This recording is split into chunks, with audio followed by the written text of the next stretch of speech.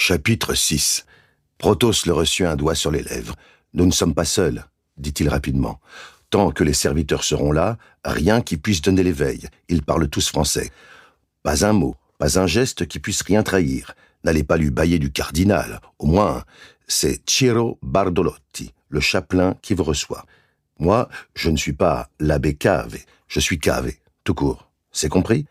Et brusquement, changeant de ton, à voix très forte et lui claquant l'épaule, « C'est lui, parbleu, c'est Amédée. Eh bien, mon colon, on peut dire que tu y as mis du temps à ta barbe. Encore quelques minutes, et perbacco, nous nous mettions à table sans toi. Le dindon qui tourne à la broche, déjà roussi comme un soleil couchant. Puis, tout bas, « Ah, cher monsieur, qu'il m'est donc pénible de feindre, j'ai le cœur torturé. » Puis, avec éclat, « Que vois-je? On t'a coupé, tu saignes, Dorino, cours à la grange. » Rapporte une toile d'araignée, c'est souverain pour les blessures. Ainsi bouffonnant, il poussait Fleurissoir au travers du vestibule vers un jardin intérieur formant terrasse où, sous la treille, un repas était préparé. « Mon cher Bardolotti, je vous présente monsieur de la Fleurissoir, mon cousin, le luron dont je vous ai parlé. »« Soyez le bienvenu, notre hôte, » dit Bardolotti avec un grand geste, mais sans se lever du fauteuil dans lequel il était assis, puis, montrant ses pieds nus plongés dans un baquet d'eau claire, le pédiluve ouvre mon appétit et me tire le sang de la tête. C'était un drôle de petit bonhomme tout replet et dont le glabre visage n'accusait âge ni sexe. Il était vêtu d'alpaga. Rien dans son aspect ne dénonçait le haut dignitaire. Il fallait être bien perspicace ou averti autant que l'était Fleurissoir pour découvrir sous la jovialité de son air une discrète onction cardinalice. Il s'appuyait de côté sur la table et s'éventait nonchalamment avec une sorte de chapeau pointu fait d'une feuille de journal. « Ah, je suis très sensible. Ah, le plaisant jardin !» balbutiait Fleurissoir, également embarrassé pour parler et pour ne rien dire. « Assez trempé !» cria le cardinal. « Ça, qu'on m'enlève le bol. Assunta !» Une jeune servante accorte et rebondit s'empressa, prit le baquet et l'alla vider contre une plate-bande. Ses tétons jaillis du corset frissonnaient sous la chemisette. Elle riait et s'attardait près de Protos, et Fleurissoir était gêné par l'éclat de ses bras nus. Dorino posa des fiasquis sur la table. Le soleil batifolait à travers le pampre, chatouillant d'une lumière inégale les plats sur la table sans nappe. « Ici, pas de cérémonie, » dit Bardolotti, et il se coiffa du journal. « Vous m'entendez à demi-mot, cher monsieur. » Sur un ton autoritaire, scandant les syllabes et frappant du poing sur la table, l'abbé Cave, à son tour reprit « Ici, pas de cérémonie ». Fleurissoir eut un fin clin d'œil. S'il l'entendait à demi-mot, oui, certes, et point n'était besoin de le redire. Mais en vain cherchait-il quelque phrase qui pût à la fois ne rien dire et tout signifier. « Parlez, parlez, » soufflait Protos. « Faites des calembours, ils comprennent très bien le français. »« Allons, asseyez-vous, » dit Ciro. « Mon cher Cave, éventrez-vous cette pastèque et taillez-y des croissants turcs. Êtes-vous de ceux, monsieur de la Fleurissoir, qui préfèrent les prétentieux melons du Nord, les sucrins, les presco, que sais-je, les cantalous, à nos ruisselants melons d'Italie? Rien ne vaut celui-ci, j'en suis sûr. Mais permettez-moi de m'abstenir, j'ai le cœur un peu barbouillé, dit Amédée, qui se gonflait de répugnance au souvenir du pharmacien. Des figues, alors, tout au moins. Dorino vient de les cueillir. Excusez-moi, pas davantage. Mauvais, cela, mauvais. Faites des calembours, lui glissa Protos à l'oreille. Puis, à voix haute, débarbouillons ce petit cœur avec le vin et préparons-le pour la dinde. Assunta, verse à notre aimable invité. Amédée dut trinquer et boire plus qu'il n'avait accoutumé. La chaleur et la fatigue aidant, il commença bientôt d'y voir trouble. Il plaisantait avec moins d'effort. Protos le fit chanter. Sa voix était grêle, mais on s'extasia. Assunta voulut l'embrasser. Cependant, du fond de sa foi délabrée s'élevait une angoisse indéfinissable. Il riait pour ne pas pleurer. Il admirait cette aisance de Cave, ce naturel. Qui d'autre que Fleurissoir et le cardinal eût jamais pu penser qu'il feignait?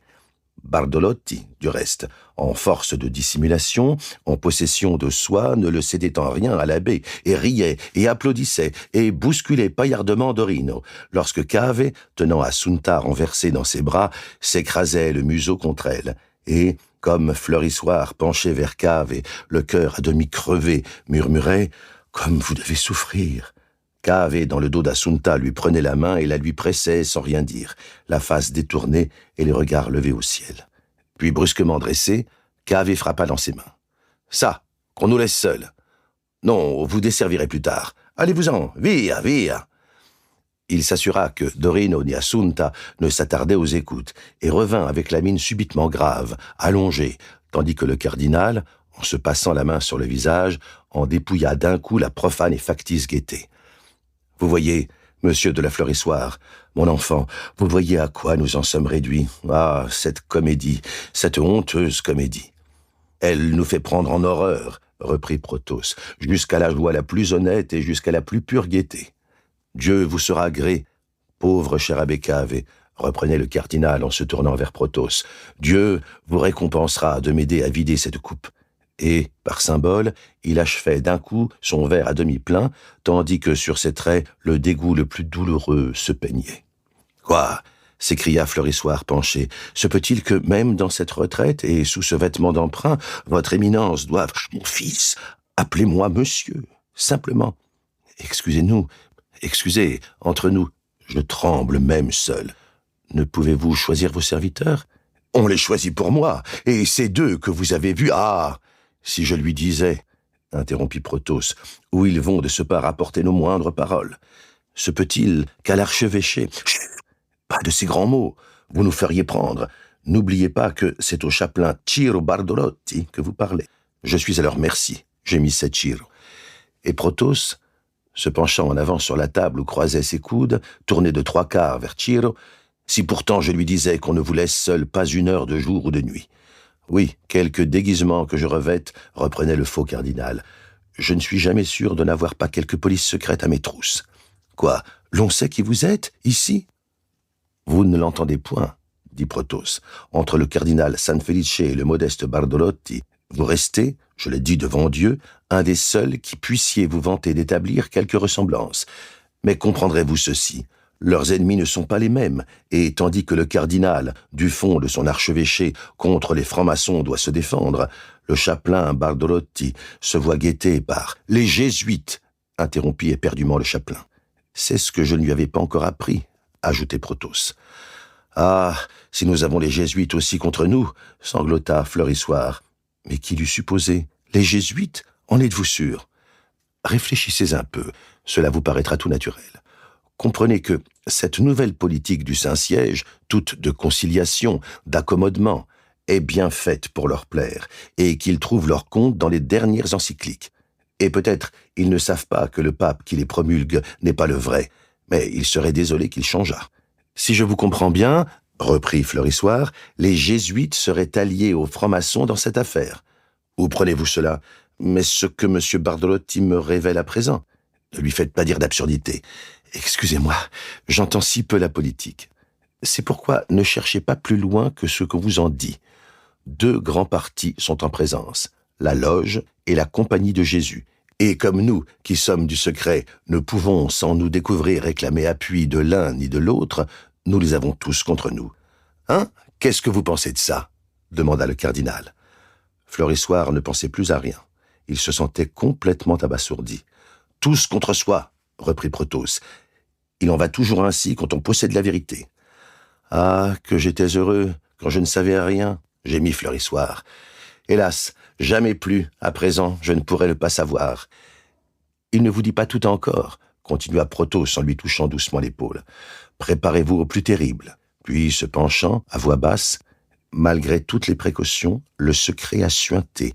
Quelques aigrefins en profitent qui, dans les départements pieux, vont quêtant de famille en famille et, toujours au long de la croisade, récoltent pour eux l'argent qui devrait nous revenir. Mais c'est affreux. Ajoutez à cela, dit Bartolotti, qu'il jette le discrédit et la suspicion sur nous-mêmes et nous force à redoubler d'astuce et de circonspection. Tenez, lisez ceci, dit Protos en tendant à Fleurissoire un numéro de la Croix. Le journal est d'avant-hier. Ce simple entrefilet en dit long. Nous ne saurions trop mettre en garde, lut Fleurissoire, les âmes dévotes contre les agissements de faux ecclésiastiques et particulièrement d'un pseudo-chanoine qui se prétend chargé de missions secrètes et qui, abusant de la crédulité, arrive à soutirer de l'argent pour une œuvre qui se baptise « Croisade pour la délivrance du pape ». Le titre seul de cette œuvre en dénonce l'absurdité. Fleurissoire sentait le sol mouvoir et céder sous ses pieds. À qui se fier, pourtant? Mais si je vous disais à mon tour, messieurs, que c'est peut-être à cause de ce filou, je veux dire le faux chanoine, que je suis présentement parmi vous. » L'abbé Cave regarda gravement le cardinal, puis, frappant du poing sur la table, « Eh bien, je m'en doutais !» s'écria-t-il. « Tout me porte à craindre à présent, » continua Fleurissoir, « que la personne par qui je suis au courant de l'affaire n'ait été victime elle-même des agissements de ce bandit. Cela ne m'étonnerait pas, » dit Protos. « Vous voyez dès lors, reprit Bardolotti, combien notre position est difficile entre ces aigrefins qui s'emparent de notre rôle et la police qui, voulant les saisir, risque de nous prendre pour eux.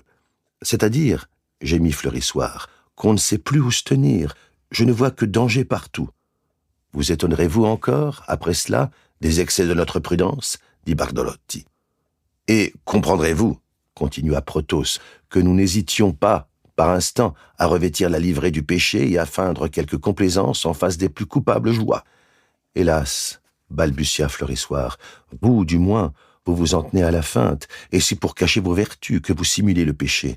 Mais moi, et comme les fumées du vin se mêlaient aux nuages de la tristesse et les raux de l'ivresse au hoquet des sanglots, penché du côté de Protos, il commença par rendre son déjeuner, puis raconta confusément la soirée avec Carola et le deuil de son pucelage.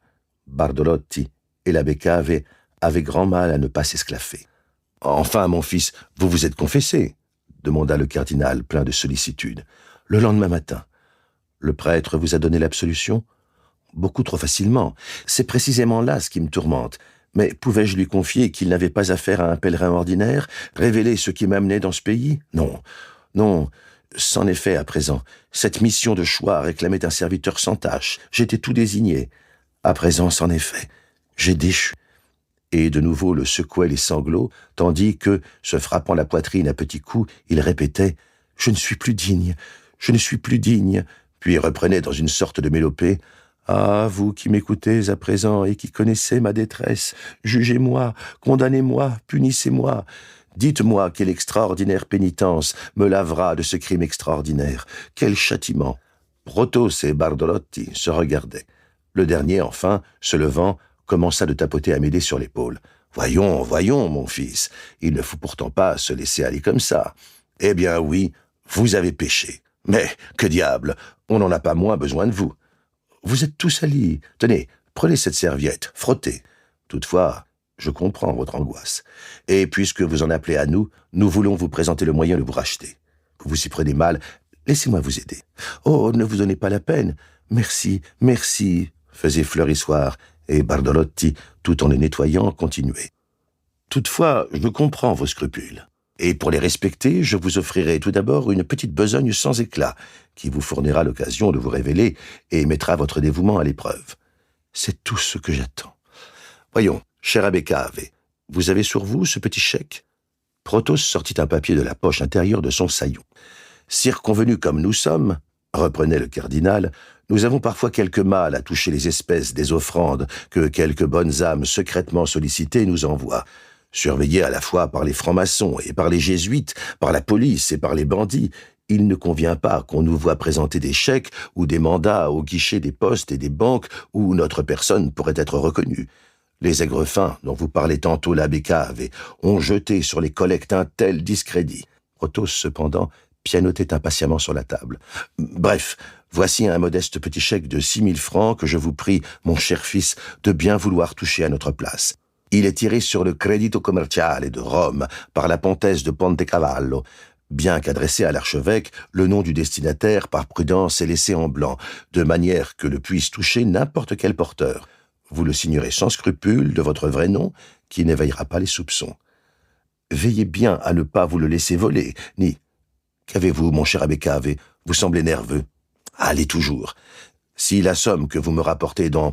Voyons, vous rentrez à Rome cette nuit, vous pourrez reprendre demain soir le train rapide de 6 heures. À 10 heures, vous arriverez à Naples de nouveau et me trouverez sur le quai de la gare à vous attendre. Après quoi, nous verrons à vous occuper à quelque besogne plus relevée. Non, mon fils, ne baisez pas ma main. Vous voyez bien qu'elle est sans bague. » Il toucha le front d'Amédée à demi prosterné devant lui, et Protos, qui le prenait par le bras, le secouant doucement. « Allons, buvez un coup avant de vous mettre en route. Je regrette bien de ne pouvoir vous accompagner à Rome, mais divers soins me retiennent ici, et mieux vaut qu'on ne nous voie pas ensemble. Adieu. Embrassons-nous, cher Fleurissoir. Dieu vous garde, et je le remercie de m'avoir mis à même de vous connaître. » Il raccompagna Fleurissoir jusqu'à la porte, et le quittant, « Ah, monsieur, disait-il encore, que pensez-vous du cardinal?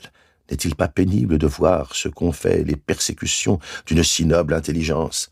Puis revenant auprès du pseudo, « Abruti, c'est malin ce que tu as inventé là, de faire endosser ton chèque par un maladroit qui n'a même pas de passeport et que je vais devoir tenir à l'œil. » Mais Bardolotti, lourd de somnolence, laissait rouler sa tête sur la table en murmurant « Il faut occuper les vieillards. » Protos alla dans une chambre de la villa, dépouiller sa perruque et son costume de paysan.